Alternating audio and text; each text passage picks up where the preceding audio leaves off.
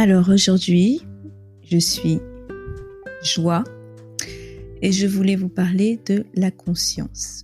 Qu'est-ce que la conscience exactement ? C'est important de savoir ce que c'est pour les épisodes suivants, enfin de savoir comment je la définis, de manière à ce que par la suite, vous puissiez savoir de quoi je parle, tout simplement, ce qui est primordial. Donc la conscience, c'est ce qui nous donne la possibilité de savoir qui nous sommes, comment nous évoluons. C'est ce qui nous donne la possibilité d'expérimenter notre vie. Mais, donc tout le monde a une conscience, mais tout le monde n'a pas conscience de sa conscience. On n'a pas entièrement conscience de sa conscience. Il faut savoir, donc, je vais essayer d'être claire dans ce que je vous dis, mais parfois, ça pourra vous sembler un peu ambigu ou incompréhensible, parce que ce n'est pas quelque chose de l'ordre du mental, mais c'est quelque chose de l'ordre de la conscience, c'est au-delà du mental. J'en parlerai un peu plus en détail par la suite. Donc, lorsque l'on n'a pas conscience entièrement de cette conscience, on est conscient, mais qu'à moitié. C'est ce que je crois que dans le bouddhisme est appelé l'illusion, parce que lorsque on n'est pas entièrement relié à sa conscience, on s'identifie à ce que l'on n'est pas. C'est-à-dire que on va s'identifier au mental. Et le mental, lui, en fait, il faut savoir qu'il n'a pas accès à cette conscience totalement. Pourquoi ? Parce qu'il ne peut pas y avoir accès entièrement. C'est comme ça. Parce que le mental, il est dans la dualité. Il n'est pas dans l'unité. Je vais parler aussi de la dualité tout à l'heure. Il n'est pas dans l'unité. Et pour avoir accès à la conscience, il faut être dans l'unité, parce que la conscience est unité. Mais lorsque l'on est dans la dualité, c'est-à-dire lorsque l'on voit les choses en blanc ou en noir, au lieu de voir les choses dans leur ensemble, il est impossible d'avoir accès à cette conscience. Donc le mental, lui, est comme ça, il compartimentalise tout, alors que la conscience unit tout.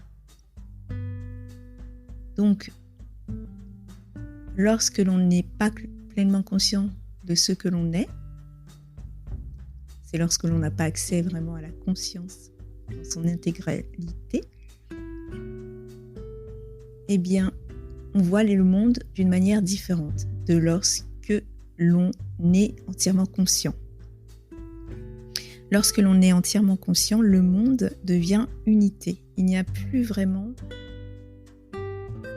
de personne. Il y en a une, mais elle n'est plus vécue d'une manière personnelle. Et lorsqu'elle est vécue de manière personnelle, ce n'est pas vraiment pris au sérieux. Je vais essayer de vous donner des exemples pour illustrer mes propos et pour qu'ils soient plus clairs, parce que sinon ça va être un peu compliqué. Comme je vous l'ai dit, ce n'est pas de l'ordre du mental, donc si vous voyez les choses qu'à travers le mental, vous allez avoir du mal à comprendre ce que je vous dis, pour les raisons exposées plus tôt. Donc je vais vous donner des exemples tout simplement. Imaginons que,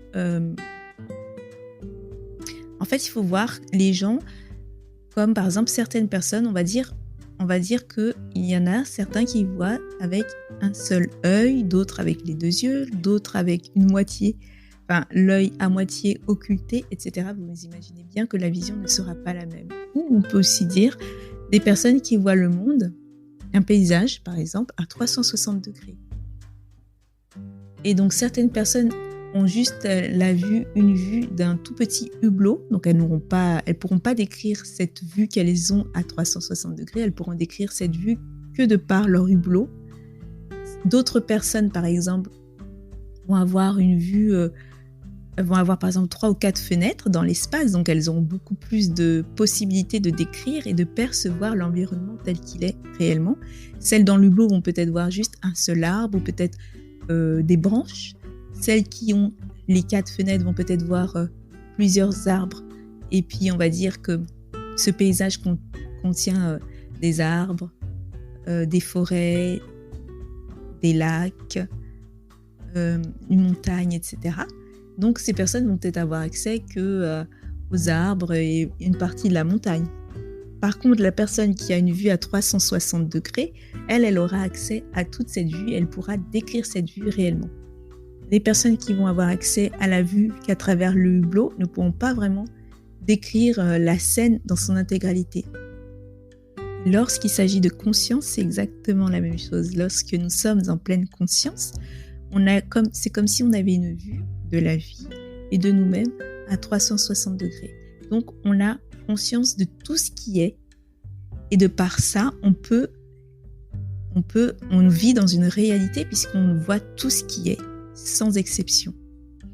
Mais lorsque l'on a accès juste au petit hublot, donc on a conscience par exemple à 10% de ce qui est, donc notre perception est limitée et réduite bien évidemment, et notre vie, nos croyances, etc. se fondent par rapport à cette vision que nous avons, se créent par rapport à cette vision que nous avons. Et c'est pour cela que lorsque l'on n'est pas pleinement conscient, on voit la vie d'une manière déformée. Parce que le mental a tendance aussi à imaginer ce qu'il ne voit pas et à broder autour de ce qu'il voit, autour de ce qu'il perçoit. Et bien évidemment, parce qu'il est dans la dualité, tout cela est déformé.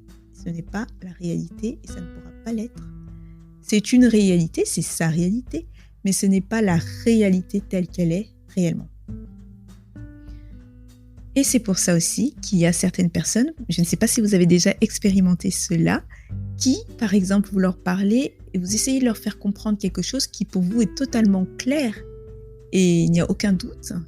Et cette personne n'arrive pas à comprendre ce que vous lui dites. Pourtant, vous parlez la même langue et cette personne comprend très bien votre langue, il n'y a pas de souci à ce niveau-là, mais elle ne voit pas le monde comme vous le voyez. C'est comme si elle était aveugle d'un certain sens. Vous avez beau lui montrer, lui expliquer, elle ne verra pas tant que son niveau de conscience n'aura pas évolué suffisamment pour qu'elle puisse percevoir ce dont vous lui parlez. Et cela va se produire ainsi jusqu'à ce qu'il y ait un éveil. Les personnes vont appeler ça, il y a des personnes qui l'appellent l'éveil, et l'éveil c'est ça, c'est-à-dire lorsqu'on est pleinement conscience de cette conscience, lorsque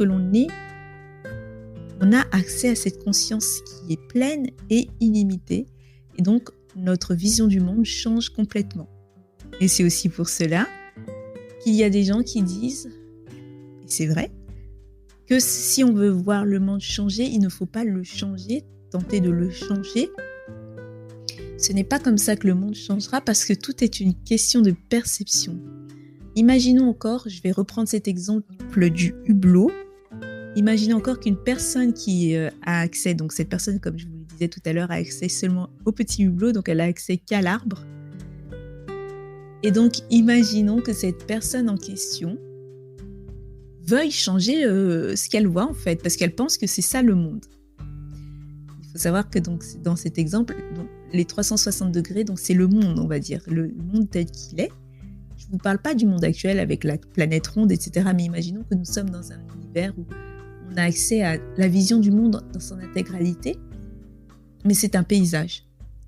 Donc la personne de son hublot qui voit juste un arbre ou une branche, va se dire « Ah, j'aimerais bien qu'il y ait plus d'arbres », alors qu'en réalité, la personne qui voit le monde dans les 360 degrés, donc dans la pleine conscience, a accès à plusieurs arbres, à toute la forêt, parce qu'il y a un arbre, mais il n'y a pas que ça, il y a toute une forêt, mais la personne ne voit que l'arbre, celle qui a accès au hublot. Donc imaginons que cette personne veuille absolument changer et dise il n'y a pas assez d'arbres, il faut absolument qu'il y ait plus d'arbres pour sauver la planète, parce qu'on a besoin d'arbres pour vivre. Et elle veut donc changer le paysage de l'extérieur alors qu'elle n'a pas accès à la vision intérieure, la vision de la pleine conscience. Vous comprenez que changer le monde dans ces conditions-là ne serait pas vraiment logique. et c'est même pas une question de logique, mais ça serait pas du tout... ça serait pas quelque chose... Ça ne serait pas par là que le monde changerait. Déjà, le monde serait déjà avec suffisamment d'arbres.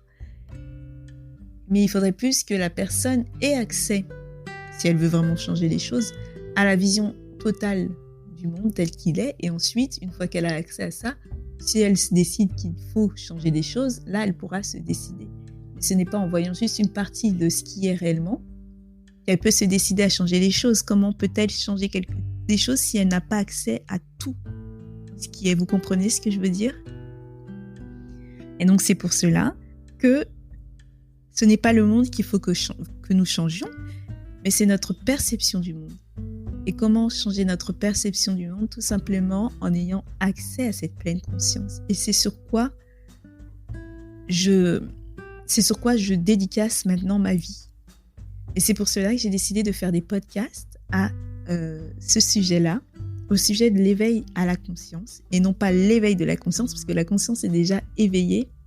Donc c'est plus un éveil à la conscience, c'est-à-dire une réalisation de cette conscience et de ce qu'elle est et de ce qui est autour de nous, des vérités que cette conscience a en elle et qui sont accessibles à nous tous, parce que nous avons tous accès à la pleine conscience, nous avons tous une conscience, nous y avons tous accès sans exception.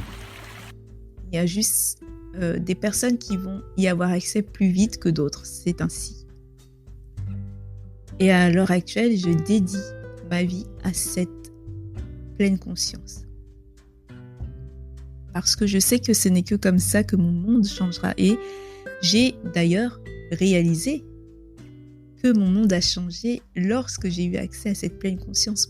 Le monde a changé à mes yeux. Pourtant, le monde est le même lorsque je n'y avais pas accès, mais parce que je vous ai donné toutes les explications, vous comprenez maintenant pourquoi mon monde a changé. Et actuellement, maintenant que j'ai accès à cette pleine conscience, je n'ai plus envie de changer le monde. Je n'ai plus envie de le changer, je n'ai plus besoin de le faire.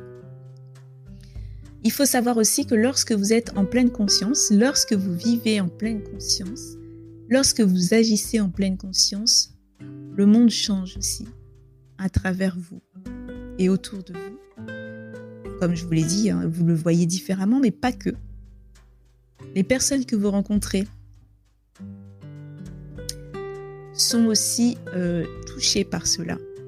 Peut-être pas directement, mais indirectement, parce que comme je vous l'ai dit, nous avons tous cela en nous, donc ça leur rappelle quelque chose, peut-être pas consciemment, peut-être que c'est inconsciemment,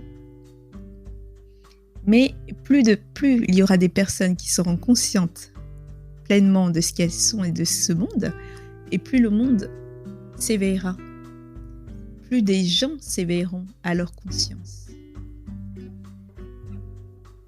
Donc si vous trouvez que le monde tel qu'il est ne vous satisfait pas, si vous voulez voir ce monde meilleur, je vous invite à retrouver cette pleine conscience et à vivre en conscience. Vivre en conscience, c'est vivre en vérité et dans l'unité. Vivre dans l'illusion, c'est-à-dire lorsqu'on n'a pas accès à la pleine conscience, c'est vivre dans le mensonge, vivre dans la déformation, vivre dans la dualité, parce que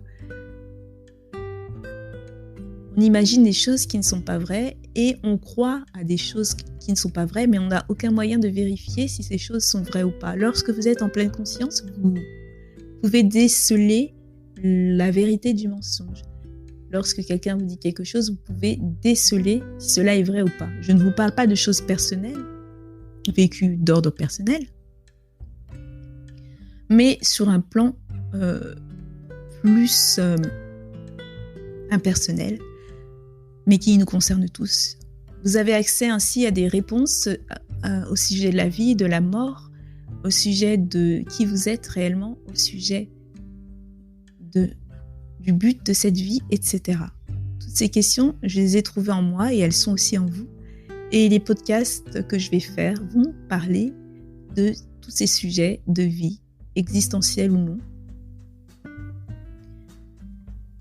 Donc voilà, là, c'est comme une sorte d'introduction que je vous fais. Et je vous dis à bientôt dans un prochain podcast.